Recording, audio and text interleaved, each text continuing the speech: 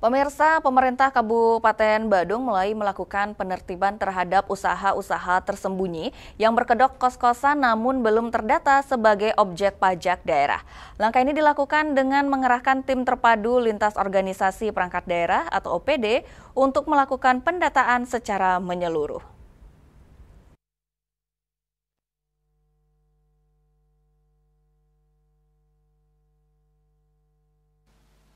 Kepala Dinas Penanaman Modal dan Pelayanan Terpadu Satu Pintu DPMPTSP Badung, Imade Agus Aryawan, belum lama ini menyampaikan bahwa penertiban ini tidak hanya menyasar kos mewah, namun seluruh jenis kos yang akan divalidasi secara teknis oleh Badan Pendapatan Daerah Bapenda.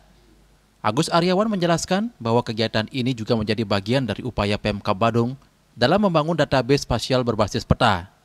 Pendataan tidak lagi sekedar berbentuk tabulasi data biasa, melainkan terintegrasi dengan peta digital yang mendukung kebijakan nasional Satu Data Indonesia dan Satu Data Badung.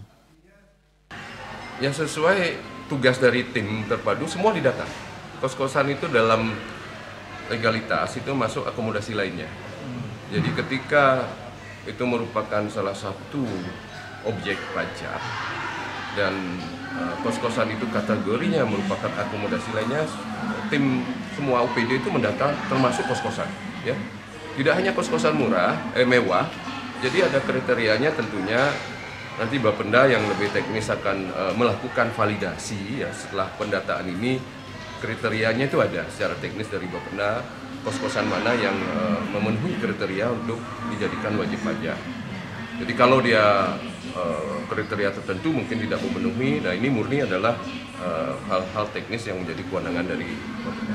Saya mau sampaikan bahwa pendataan ini dalam konteks membuat database. Jadi kebijakan membuat satu data itu sebenarnya kebijakan nasional. Jadi satu data nasional, satu data Badung itu adalah kebijakan. Dengan adanya database yang selama ini database-nya belum berbasis spasial, belum berbasis peta, masih sebagian besar itu berupa data numerik ya, atau data tabulasi. Nah, dengan pendataan ini pertama kita memiliki database berbasis spasial. Yang kedua dari database tersebut ya tentu ada usaha-usaha yang memang kewajiban untuk pelaku usaha ketika berusaha di Badung harus mengikuti peraturan perundang-undangan, baik dari sisi peraturan perizinannya, legalitasnya maupun kewajiban-kewajiban, salah satunya pajak daerah dan retribusi daerah. Dengan catatan nanti hasil validasi yang menentukan ya apakah itu menjadi wajib pajak atau tidak. Pendataan ini diharapkan dapat memetakan seluruh aktivitas usaha akomodasi di Badung secara akurat sehingga tidak ada lagi potensi pajak yang hilang akibat usaha-usaha yang beroperasi secara sembunyi-sembunyi. Indrawan, Bali TV.